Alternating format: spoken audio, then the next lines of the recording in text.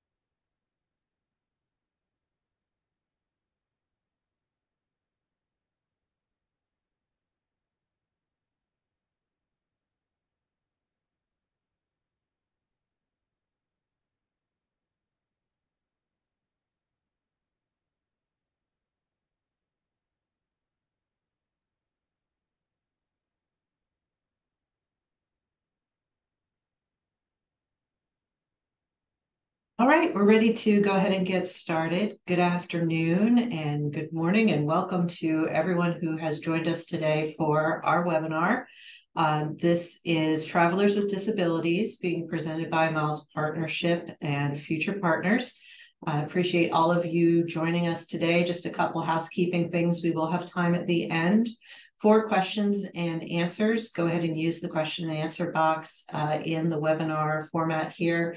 The chat is available, and you can expect to see a follow-up resource email sometime tomorrow with a recording of this presentation, as well as the slide deck and some of the resources that we've covered here today. I'm Kim Palmer from Miles Partnership. I am the program director of our destination optimization program, and my team and I help destinations provide value to their local communities through auditing and improving their digital presence and upskilling and training their partners. We've been asked more and more frequently about how this can be applied to creating a better experience for travelers with disabilities. And that's created an opportunity for a lot of learning in the last year. And in learning more about this market, it's become really clear that there's a lot we can do to make our experiences more inclusive, as well as this is really an often overlooked economic opportunity as well. So I'd like to welcome our presenters for today's webinar. First, we will hear from David Reichbach, Vice President of Product Development from Future Partners, on some fresh new research around travelers with disabilities. Then we'll hear from John Sage, CEO and founder of Sage Inclusion, and August Erickson, our Accessibility Program Manager here at Miles Partnership. Today, we will go through our research from the latest State of the American Travelers, which we have looked at a segment specifically around travelers with disability. Then John will talk about the last untapped travel demographic. And lastly, August will go through the importance of digital accessibility in your online products. We'll have some time for Q&A. So with that, I'm going to turn it over to David to walk us through that research. Awesome. Kim, thank you so much for the introduction. Very excited to be here today. Today we get to talk about data from the State of the American Traveler. My name is David Reichbach. I get to present on the State of the American Traveler relatively frequently. It's one of my favorite sources of information, and Future Partners is so proud to partner with Miles Partnership on doing this amazing research because it is one of the best pieces and most influential pieces, I think, of travel data out there in the industry right now. As you all know, my name is David Reichbach, the VP of Product Development for Future Partners. But before I jump into the data, I want to just take a moment out of respect. I am not a member of the community. I do not have a disability that I travel with. And I want to say that out of respect, that I'm aware that I will never know the full extent of the difficulties and challenges that come with traveling with a disability. That aside, I am very honored to be here today to present the research that we've done in partnership with Miles, because I think this is an extremely important topic to talk about and to share with the industry. So let's, without hesitation, jump right in. The methodology for the State of the American Traveler, it is the longest running tracking survey of American leisure traveler perception, motivations, and behaviors. We've been fielding this survey since 2006. We currently field monthly, and every month we talk to a representative sample of over 4,000 American leisure travelers across the country. That gives us a really great data set just from a bird's eye view to really narrow down to an audience like travelers with disabilities. I'm going to start with the big takeaways rather than save them for the end of the presentation. So let's jump right into those. This is what I'm hoping you'll walk away with today. Takeaway number one, travelers with disabilities are big dreamers, but are more limited by financial concerns and constraints. I'm going to have a number of slides that we're going to go through today to talk about how to support this amazingly important and valuable traveler segment through the dreaming phase. Number two, social acceptance and support is the most difficult challenge while traveling. This is something that for some of us in other communities might think is really obvious, but it's really important to talk about why it is the most difficult challenge while traveling and how to really address that with our marketing initiatives. Number three, online information is perceived as good and specialized websites have room for growth. Number four, destinations can really set themselves up as leaders for inspiration and travel planning in this space and with this community specifically. So let's talk about the travel segment, travelers with disabilities, and what we mean by that. When we're surveying in the State of the American Traveler, we ask this question to all American leisure travelers. We say, because of physical, mental, or emotional issue, do you or anyone you travel regularly with have difficulties or face challenges while traveling? Currently, 16.4% of American leisure travelers during this period of study said they are included in this group. And so that's going to be the size of the audience we're currently talking about today.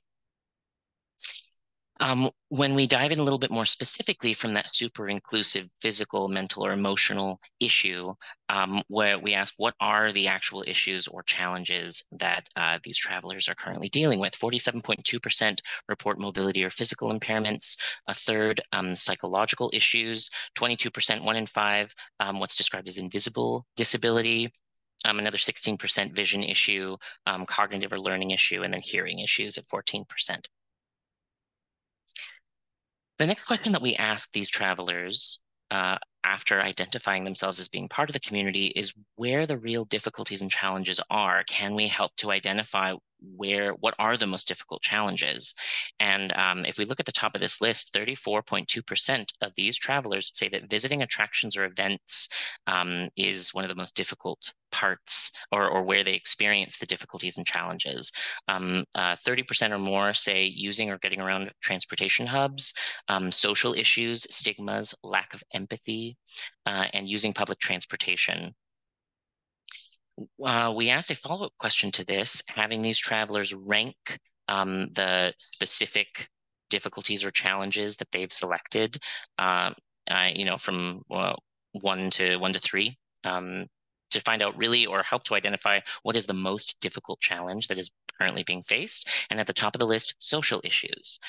Even though it wasn't the most selected difficulty, it is the most difficult. And I think that's something that all of us in the travel and tourism and hospitality marketing world need to kind of know, and very much at the core of our marketing, be able to communicate that the stigma, the lack of empathy that these travelers experience is something we can actually address. Right? We can't always make it so that every beach has an accessible ramp, but we absolutely can fight the good fight of making people feel welcome, really just showing basic empathy and care and respect for people in different situations and dealing with different challenges. I think that's one of the kind of just main takeaways that I hope everyone walks away with, because it seems very obvious, but also something really core to the challenge, and something that we need to talk about, I think, more frequently. In this chart, I've just put both of those last two variables together, the light blue identifying what are the most difficult, and the dark blue, the proportion of these travelers who selected it as a difficulty or a challenge. And we really see that kind of gap between the proportion that are selecting it and how many find it to be the most difficult. So let's jump in to travel characteristics for this community, for this amazingly valuable travel segment. Why do we feel that they're valuable, right? Um, when we ask about how many trips they expect to take in the next 12 months, travelers with disabilities report an average of 3.3 trips. It's actually just a little bit higher than all other travelers, which I believe is 3.1, 3.2 during this time period. So similar propensity and expectation to travel in the future. But this audience, more active, more engaged. So the top of this list, travelers with disabilities were more likely than other travelers to travel specifically for a special event. Number 3 on this list, they're more likely to value a destination's food scene. They're more likely to have taken a trip with a pet in the last 12 months. They're more likely to have taken an escorted group tour. They're more likely to have gone abroad on their most recent overnight trip than other travelers. But if you look at the second item there, and this is something that the other panelists on the webinar today are going to talk about, they're also significantly more likely than other travelers to not see themselves in ads, to say that travel ads do not reflect people like me. And I don't want to understate how important that measurement is when it comes to communicating empathy, when it comes to communicating welcomeness and security. Absolutely one of the biggest marketing addressable hurdles that our industry is facing, and I hope this changes in the future. So let's talk about travel, dreaming, and spending. Travelers with disabilities are more likely than other travelers to say that they daydreamed about taking a leisure trip in the last week. This is one of those metrics that we started tracking during the pandemic to understand how excited people were to get out their door. And we realized that there's something really valuable about this concept of like, I am dreaming about going. Because when you're in that daydreaming phase, you're more open to travel marketing messaging, you're more open to inspiration. Currently, at this point at this period of study, 59% of travelers with disabilities said that they had daydreamed about taking a trip. That's only 46% for other travelers at the same time period. But on the other side of that coin, travelers with disabilities are more likely to be cost conscious. 46.1% of travelers with disabilities during this period of study said that recent inflation in consumer prices had led me to cancel an upcoming trip, compared to only 29.9% for all other travelers. Similar but less of a dramatic difference, 59% of travelers with disabilities said that high travel prices have kept me from traveling in the past month, compared to 43% for all other travelers. So again, a much higher kind of cost sensitivity, but with this data point, less of a significant difference, but still something to be aware of. Um, uh, Travelers with disabilities report an average of $2,957 as the maximum that they would spend on leisure travel in the next 12 months. For all other travelers, this is about $3,600. So being cost conscious, a little bit of a gap there. But even with that cost consciousness, 47% of travelers with disabilities say that travel will be a somewhat high, or extremely high priority in their overall budget as a budget priority item. And that's a really strong measurement there, a little bit lower than all other travelers at 54%, but not insignificant by any means. These travelers who, remember earlier I said, expect to travel the same amount, if not more, also are reporting travel as a very important priority in their budget. There's just going to be a little more cost sensitivity there that we will have to communicate the value of visiting our amazing variety of destinations. So let's get into some of the actual resources. We tested this specific audience. We tested a number of different specialized websites that and asked if they were used to plan travel.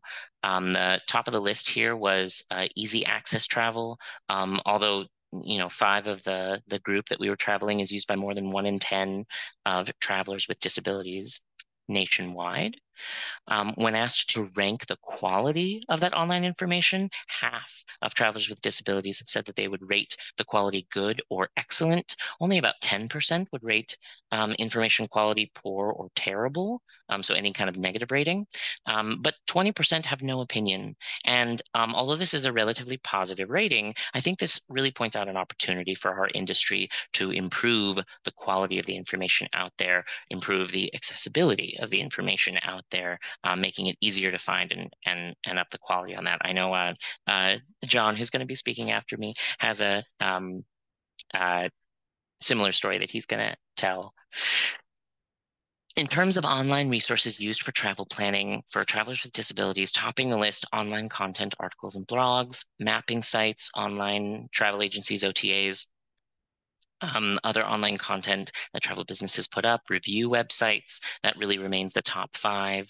This is not that much different from in terms of ordinal ranking from all other travelers. But as I'm showing here, dark blue representing the travelers with disabilities, light blue, all other travelers, you'll see that travelers with disabilities slightly over-index on almost all of the different resources. In fact, on all of them in this chart, except for newspaper travel section websites.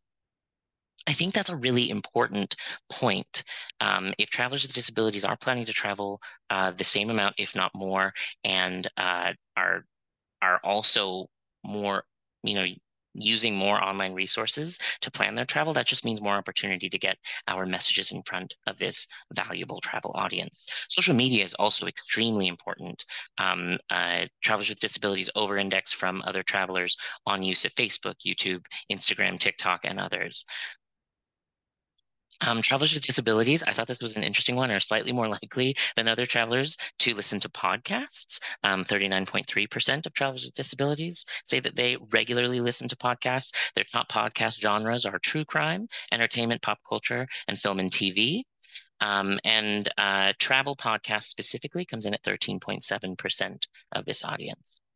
When we look at offline resources, just as a comparative metric, you'll notice the top of this list is travel or lifestyle magazines that are printed, free printed destination guidebooks or pamphlets, and television programming. But again, you'll notice almost everything except for Travel Agent over indexes for travelers with disabilities. So this is very much a well clued in, good informed audience, and definitely big dreamers, as we said earlier. Last data point that I'll share with you before handing over the mic is that this audience is also engaged with official DMO resources. So 22%, 1 in 5, say that they used an official destination website to plan recent travel, 17% an official visitor's guide, online version, another 13% official visitor guide printed version. So very much a well-informed audience, one who's going to be receptive to your marketing, and a super valuable traveler. Thank you so much for your time. It is absolutely an honor, again, to be here to present this data and to share with Miles and the group. So thank you, and I'll be around at the end for questions. Thank you, David. Definitely a clear opportunity for destinations to lead the way with content for travelers with disabilities. And before I turn it over to John, we are going to do a quick poll. Interested to hear what you're doing in your market or within your business to support travelers with disabilities. So we have a poll up right now, which says, which of the following areas have you helped organize, facilitate, or support in some way in the last 2 years? This includes things like research, content, general business education, audits and consulting, grants and financial support, marketing to travelers with disabilities. So we are going to leave this up for a little while, and when we get to the end of the presentations today, we will share the results of this poll with everyone before we dive into questions. So I am going to turn it over now to John Sage from Sage Inclusion. All right. Thanks, Kim. And David, thanks for the the great insights on the research, and thank you to Miles Partnership for bringing awareness to this important demographic. Um, let me, do I share my screen to show the slides? Okay, You there should we have go. mouse control. Okay, great. All right. Got that now. So this is what I call the last untapped travel demographic. And let me explain what I mean by untapped. So I am a manual wheelchair user. I'm CEO of three accessible travel companies. I travel all the time. I'll be in Las Vegas, Philadelphia, and Rwanda this month, and I don't receive accessible travel targeted ads. I don't receive no destination is showing up on my screen saying, "Hey, we're accessible. Here's why we're accessible. Come visit us." That's what I mean by it being untapped. So there's really a huge opportunity here for destinations and travel businesses. Okay, this demographic, is it attractive? I live in a town called New Braunfels. It's between Austin and San Antonio. We have two lakes, two rivers. It's a big summer weekend getaway place for places like Dallas and Austin and Houston.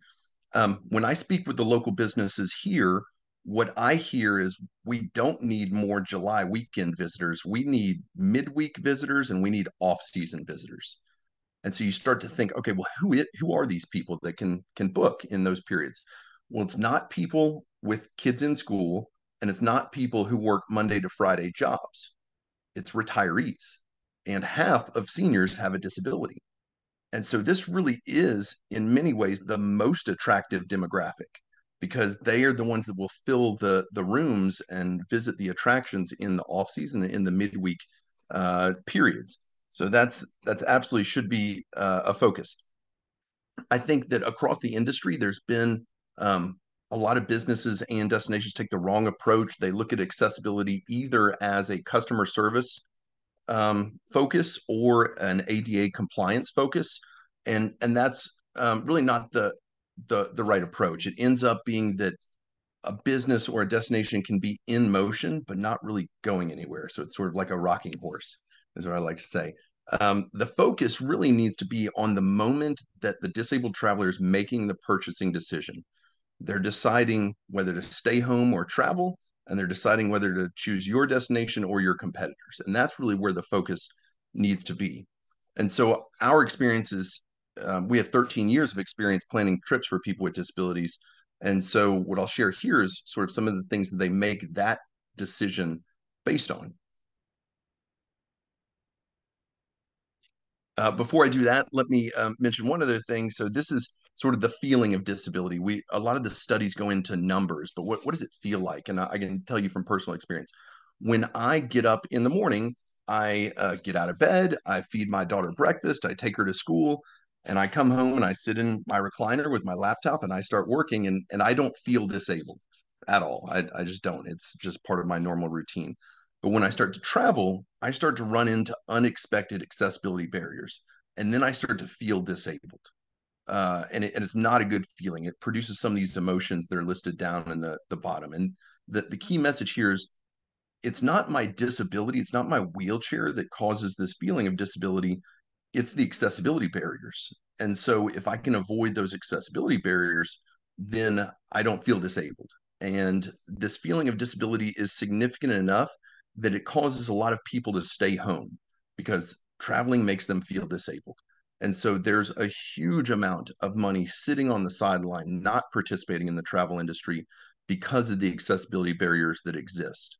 And so removing those accessibility barriers and helping people navigate around them if they can't be removed is key to getting this demographic in the travel industry.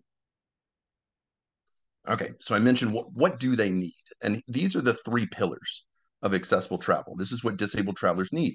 This was developed by Visit England and the European Network for Accessible Tourism several years ago. And after 13 years of being accessible travel, I wholeheartedly agree with this. I think it's a fairly simplified way to really understand the issues here. And so there are three pillars. It's facilities, That's both physical facilities and digital environment. It's customer service, which is policies, processes, and training, and it's information. So that's the accessibility documentation.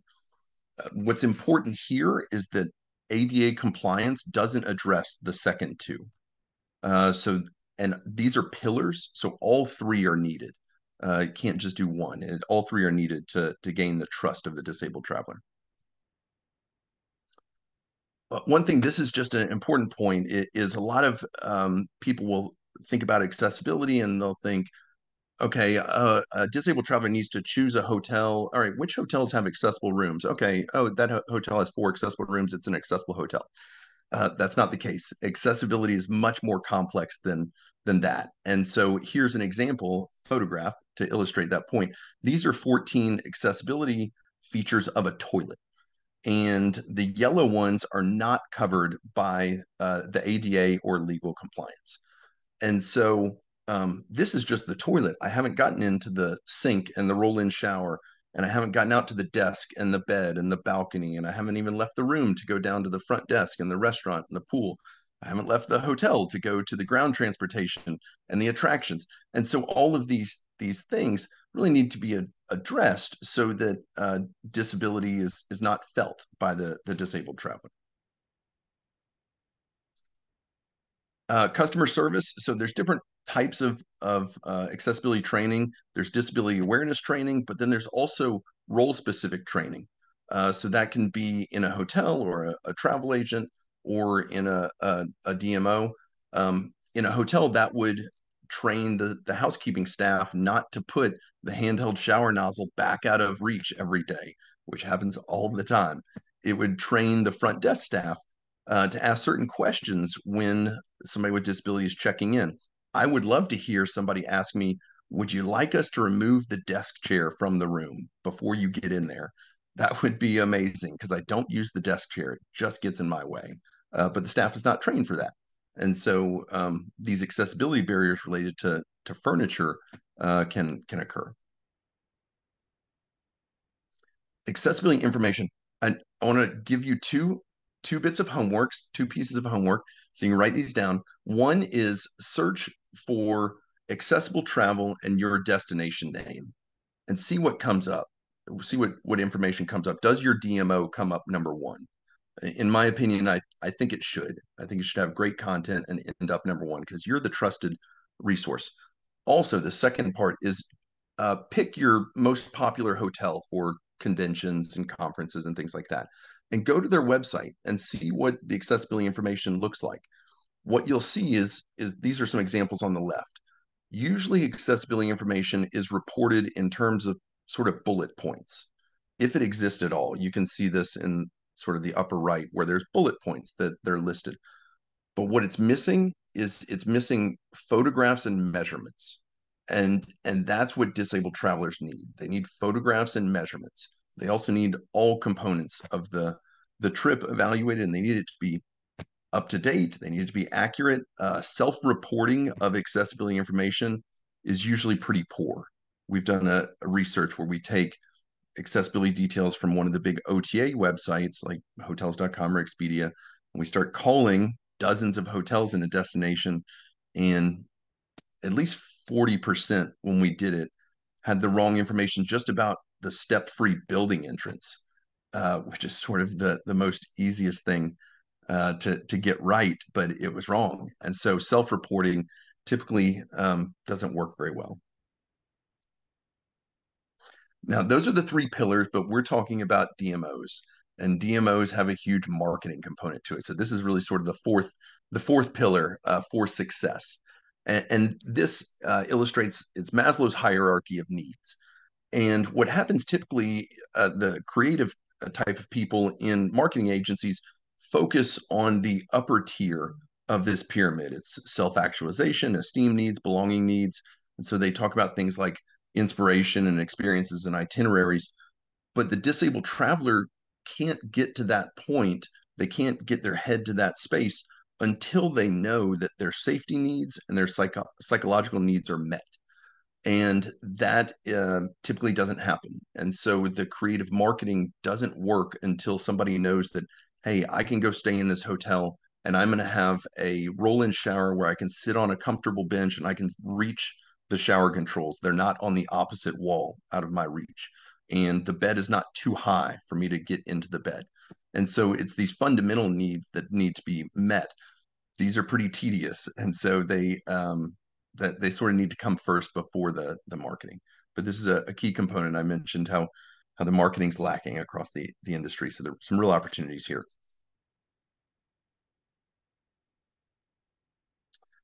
And so what does a budget look like? I mean, really, we just had just today we won a bid for a big consulting contract in for a Middle East country, and we recently completed a consulting contract for a uh, a big cruise line. And so we know from experience what works, and sort of the incremental approach of, hey, I'm going to do a little bit here and a little bit there, really hasn't proven to move the needle. Our first business, Sage Traveling, we said we're going to do the firsthand accessibility research before we even accept any reservations. And we did that across Europe, and it ended up being the largest successful travel provider in Europe. Then we did the same thing for accessible shore excursions, and we ended up being the largest accessible shore excursion provider. And now the third business, Sage Inclusion, is delivering the comprehensive solution, which is illustrated by this cube. And so what we know is when it's done correctly and comprehensively, people book, and there's a significant return on investment, because you really, it needs to be comprehensive in order to gain their trust. And so that's the key approach, is it needs to be comprehensive and focus on their decision making process. So budgeting for all these things listed here on the right, they don't have to be done in a single year, but there should be a plan to address these over time in order to really see the ROI. So here are the 5 steps for a DMO path to accessible travel success. Starts with the budget. There need to be resources dedicated to work on this. Then it's collecting and assessing the accessibility information throughout the destination. It's training staff, documenting and publishing that accessibility information on the DMO website so that the businesses get direct bookings, that they don't have to give away a commission. The DMO website, we believe, is the right place for this accessibility information to live. And the last is to have an active marketing campaign, both content that is specific for disabled travelers and that's active, actually getting in front of them. And so here, in the beginning, I talk about this big journey and this trust gap and this cliff. Um, DMOs can be the solution here, and it's a very rewarding solution. We hear all the time, because we work with people with disabilities. There's people that have ALS and other terminal diseases, and it's their last trip with their families, and it's so rewarding to make this happen, to really give them these memories. And so that's what DMOs can achieve by focusing on accessibility and really be the hero for these people. And so I'd encourage everybody to take the time to focus on this and work on getting it into your budget, because it's really rewarding, it's profitable, and I think you're gonna be glad you did at the end of the day. Thanks.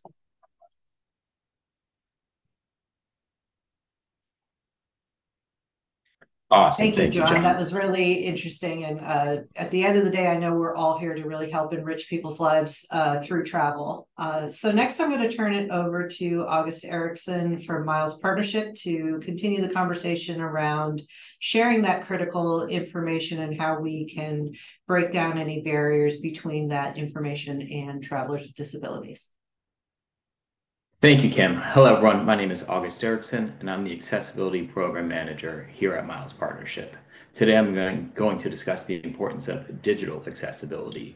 Digital accessibility is the process of ensuring digital products, primarily websites, can be fully utilized by those with disabilities, some of whom rely on assistive technologies such as screen readers.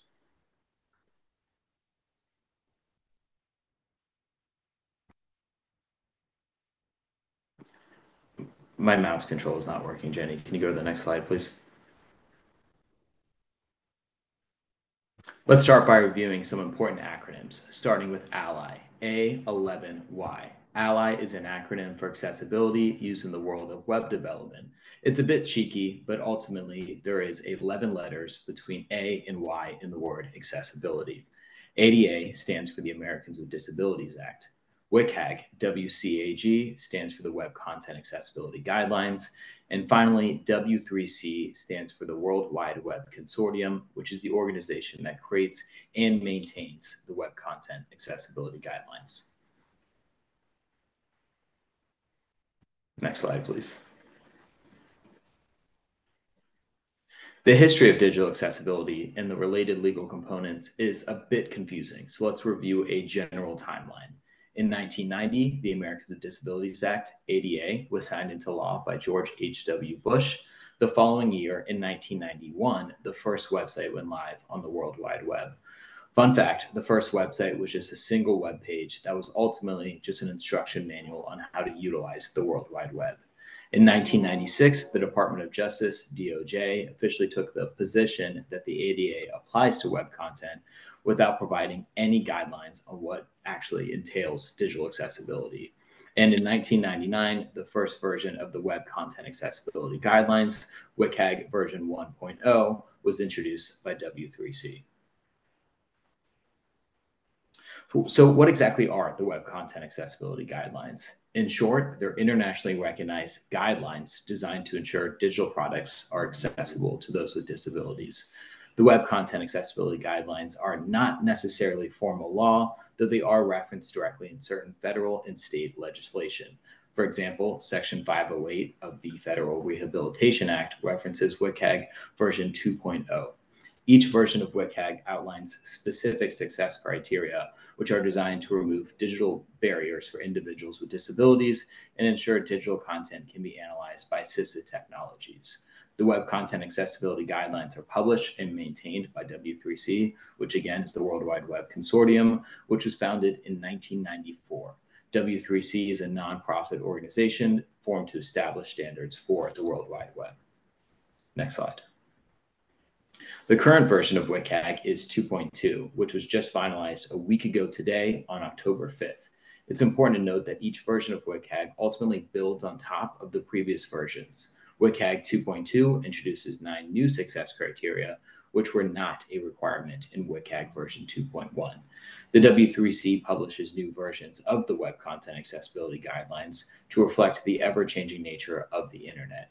Each version of WCAG outlines 3 separate conformance levels, which are single A, which is the minimum level, double A, which is the industry standard and includes all single A and double A requirements, and triple A, which is the highest level. It's worth noting that the W3C does not recommend aiming for AAA conformance, as it's an unrealistic expectation. With that being said, we recommend aiming for WCAG 2.2 AA conformance. So how exactly do you analyze your website for WCAG 2.2 AA conformance? Ultimately, through a combination of automated scans and manual user testing. Automated scans look for code or structure-based issues based on the WCAG success criteria, while manual user testing consists of individuals with disabilities testing your website, relying on keyboard navigation and/or assistive technologies. This combination of automated scans and manual user testing provides a holistic view of the issues present on a website. Once you've pinpointed the accessibility issues present on your website, it's vital you follow a prioritized approach to conduct remediations. We recommend this 4-phase approach.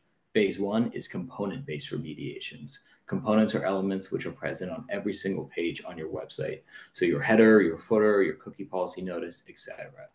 Phase 2 is homepage remediations, as naturally your homepage is the most trafficked page on your website.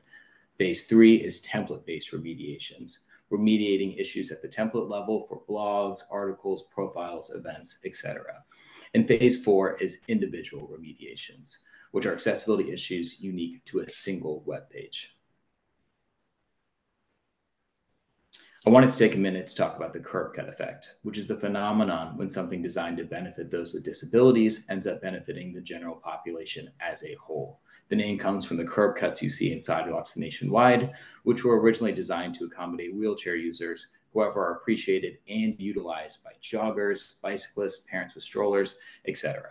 A great example of the curb cut effect as it relates to digital accessibility is color contrast requirements, requiring a minimum contrast ratio for text in its background. These requirements were originally designed to benefit users who are colorblind, but they also directly benefit users with low quality monitors, users relying on devices with smaller screen sizes, such as mobile users, and older users with deteriorating eyesight. Ultimately, by prioritizing digital accessibility, you're creating a better user experience for all. It's important to note and recognize that digital accessibility is a process and not a project. Modern websites are incredibly dynamic. New content's being added, existing content's being modified, and third-party integrations are being added or updated. Additionally, accessibility guidelines change over time, like WCAG 2.2 just being introduced last week. Digital accessibility should always be viewed as an ongoing initiative. It's absolutely vital to address new accessibility issues as they arise to ensure you're continuing to facilitate the best user experience possible for those with disabilities.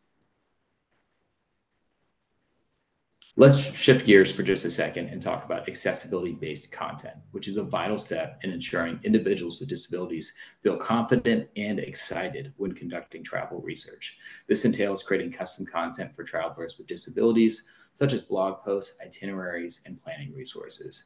As the research presented by future partners showed, official DMO-based websites and digital visitor guides are the most widely used official resources for travelers with disabilities.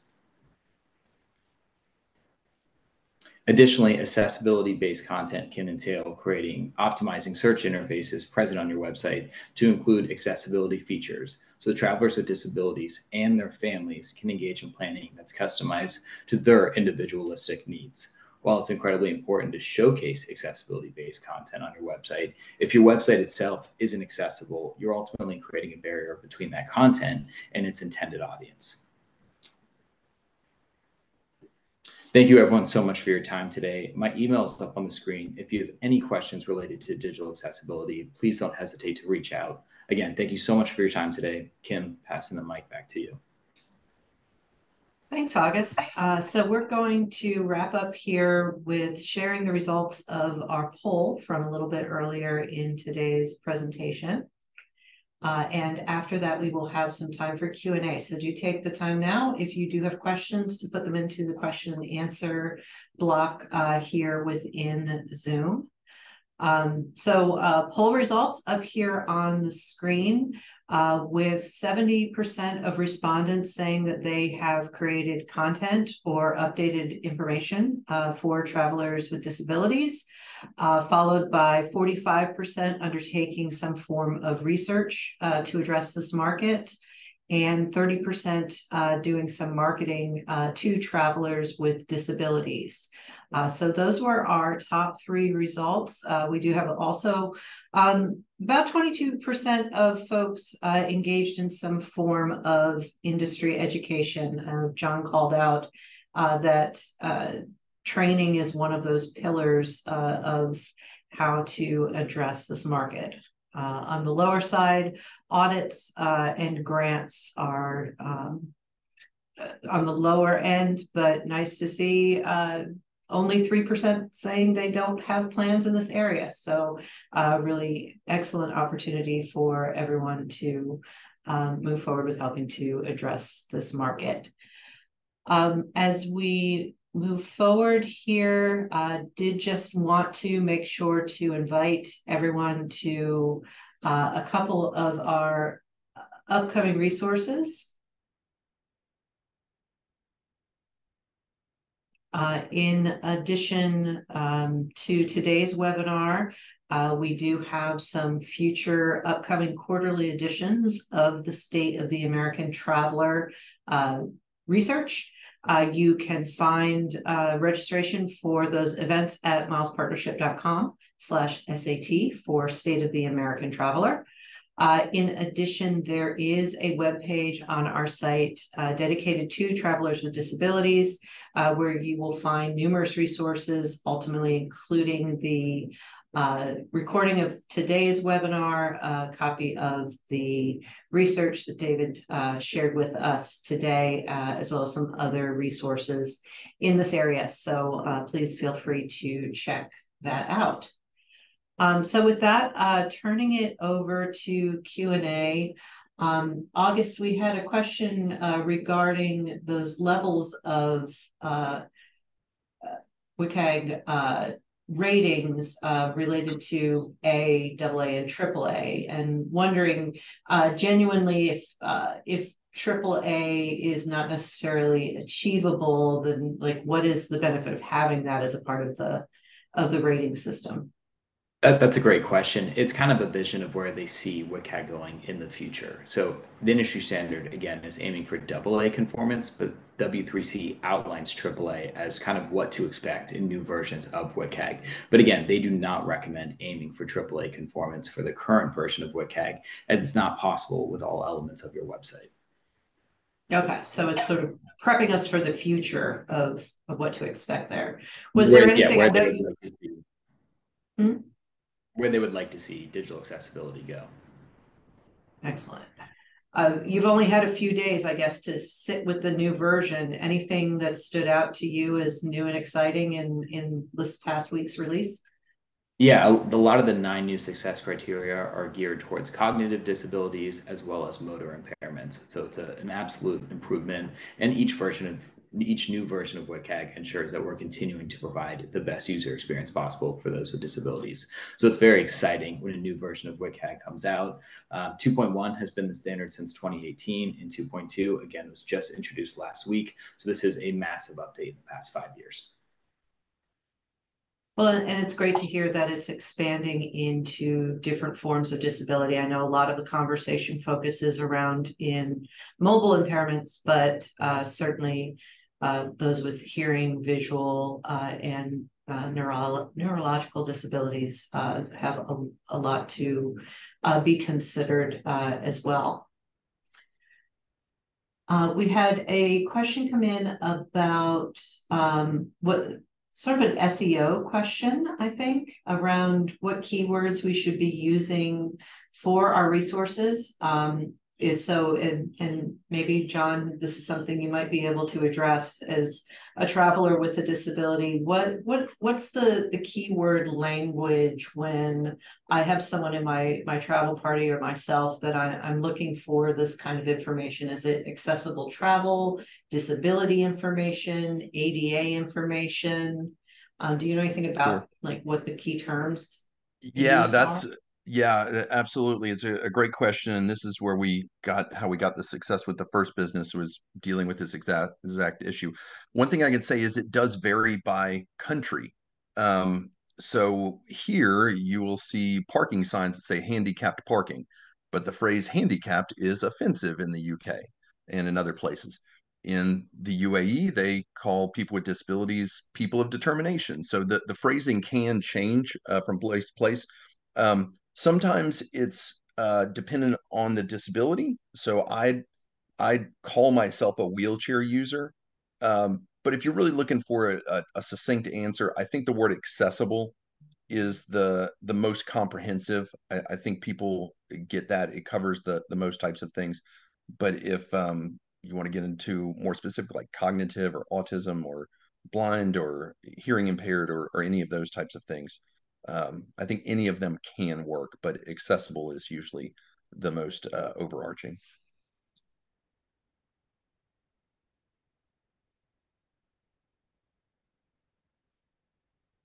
Another question for John.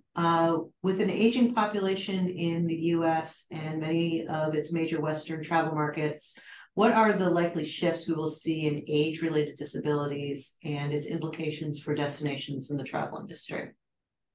Yeah, it's a growing demographic. Baby boomers are aging, they age into disability. And you can enter the disabled community temporarily and exit. My mother tripped over one of her grandsons, and she was She broke her knee, and so she was disabled temporarily. And so it's certainly growing as baby boomers age, as people live longer, and people work hard their whole lives and retire, and they want to travel, and they typically want to do that even after it might get a little difficult because of mobility or hearing or vision. So I think it's only growing. I also, as another part of it, it's not just the demand, but on the supply side, there's huge interest in this in the travel industry. I'm on the U.S. Travel and Tourism Advisory Board, advising the U.S. Secretary of Commerce, and this is the first year that they've had people with accessibility expertise on that advisory board. So that's absolutely great. And we're seeing that across other associations, travel associations. So there's really an interest, and I think the supply is going to increase in the near future as well.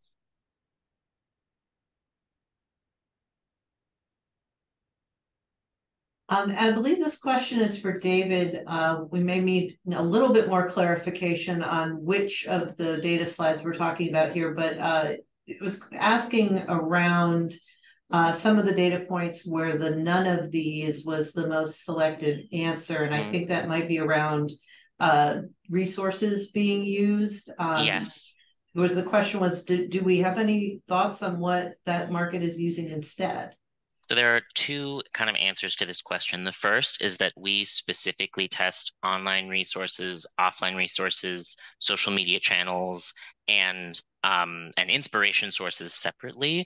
It is not unlikely that people who are not using any of the printed resources are using some of the digital resources that are available, and vice versa. So the none of these is a little bit like might give the wrong impression that people are just not researching at all. They might just be using resources that aren't in that particular question. But the point is totally valid, especially when it comes to the specific travelers with disabilities specific websites that we were testing. We didn't get a really strong consensus on any of them, which really leads us to the conclusion that the industry could really benefit from someone to come into this space and make sure that not only valuable information is available and up to date, but is shared widely amongst the population. I think there's a great opportunity to share more and better quality information out there from all of us. And I do think there's so when we chose that half a dozen or so sites that we asked about in that question, we consulted a few of our partners as well as just basically looking at what came up in the top of search results. But then I suspect there's probably a number of niche sites around like traveling with autism, traveling while blind or deaf that may also have their own little segment. Probably not to mention how much probably happens on social. Absolutely. And I mean, it was not unclear in the data that travelers with disabilities who answered our survey, they reported using social content for travel planning at a significantly higher rate than other travelers. And that's going to account for a lot of travel planning, and just like word of mouth, getting recommendations from people you trust is going to be that much more important. Tim, if I can chime in. Sure, John. Yeah, sure. I just want to chime in. So what I can say is people with disability are thirsty for this accessibility information. They're thirsty to be marketed to. They're not overwhelmed with marketing material that talks about accessibility because they're not receiving any. And so they go looking for this information. I think one of the key questions to ask from the DMO perspective is, do you want to be the person telling your accessibility story? Or do you want to leave it to one of these other websites that maybe they visited 8 years ago and they relayed their personal experience, but it's not really comprehensive enough for another disabled traveler to use? And I think that's the question. Often the DMOs want to tell their own story, and I think it should be the same for accessibility.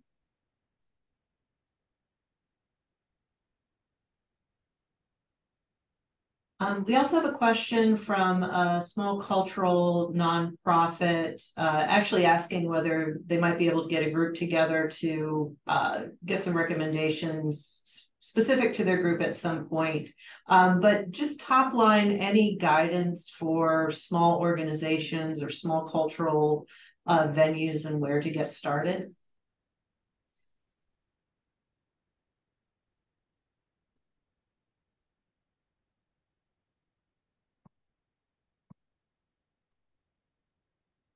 Sorry, I didn't ask anyone specifically. Sure.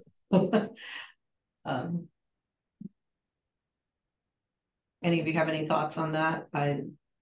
I would say that, like, in my team's work in destination optimization, we've looked at what the representation of the venues is on places like Google and TripAdvisor, which frankly are disappointing in the level of detail and content that they have available for travelers with disabilities. It's like there's handicap parking, it's handicapped accessible or wheelchair accessible, which doesn't tell us a whole lot. One of the top things I feel like I have heard is starting with a landing page on your website that is as detailed as possible about your accessibility for different types of disabilities, not just wheelchair accessible, and really getting into something John mentioned was the nitty-gritty details of how wide are the entrances, what are some of the measurements around facilities, providing some photos to provide that visual reassurance. I think is probably around a great place to start. And if I can just add, I think John mentioned this as well. Anything is better than nothing. And it's really important to start getting good information out there and to start having the conversations around how to do things better and to make things more accessible. I just want to call out for everyone in the audience that working with an amazing agency like Miles Partnership is a great start in order to really start doing the right thing and putting out in the important messages and important information that this community needs. David, if I can just add one qualifying word there, is that sort of the concept that anything is better than nothing. Anything that's accurate is better than nothing. If it's inaccurate, it's actually harmful for disabled travelers. They don't want to go and be surprised that something is inaccurate and have this negative experience. And so I think verification is a key component. Absolutely. David, we also had a question about State of the American Traveler data going back as far as 2006, and asking about the size and makeup of the travelers and disability market and whether that's changed over the years. And I think this may only be the second year we've called out that segment specifically. Well, it's only the second year that we've been reporting on the traveler segment. We've been measuring it basically since the start of COVID, or just before COVID in like 2019, because that was when our vocabulary evolved a little bit better to be more inclusive and to be more understanding. So I don't have data that goes back that far, and at this point can't answer that question very knowledgeably, but it's absolutely a segment and a community that is extremely important to us and that we want to continue measuring for years to come. And I think I saw that the Department of Health data is somewhere around 20% of the US population has some form of disability in the 2023 data from there. Yep, I think that's right. And honestly, that's not far from where we would expect, since that number will include children. And for our purposes, the State of the American Traveler will only apply to traveling adults.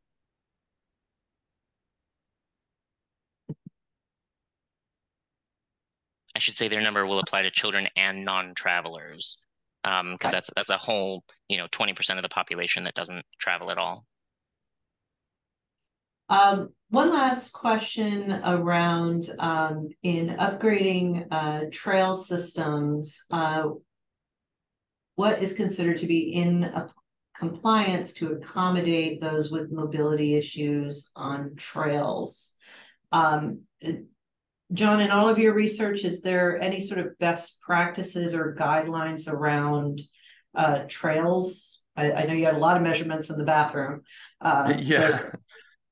Yeah, the ADA really focuses on the built environment, and so a trail is typically not built. It's I mean, there are some that have wood and things like that. And so for something that's wood, a 12-to-1 slope that the ADA defines would be a component. It would need to be wide enough to be that. So the ADA does have some guidelines, but I don't believe there's anything that I'm trying to think of all the accessibility guidelines, and there's about 10 that we use across various countries and international. I'm not aware of anything specifically on trails. But staying aware of that grade and really the width potentially. Right. And so some of those same principles could be applied to trails. I know that for my wheelchair, one of the things, it's not as much the vertical or the forward slope as it is the sideways slope. If I'm tilted sort of sideways, then I might tip over.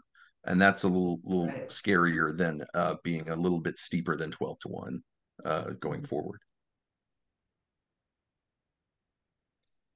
Well, thank you, everyone. That was all the time we have today for our webinar. Thank you, David, August, and John for presenting with us and joining us, and everyone who was with us today. Look for our email of resources, including this recording, coming out tomorrow. And thank you, everyone. Have a great rest of your day.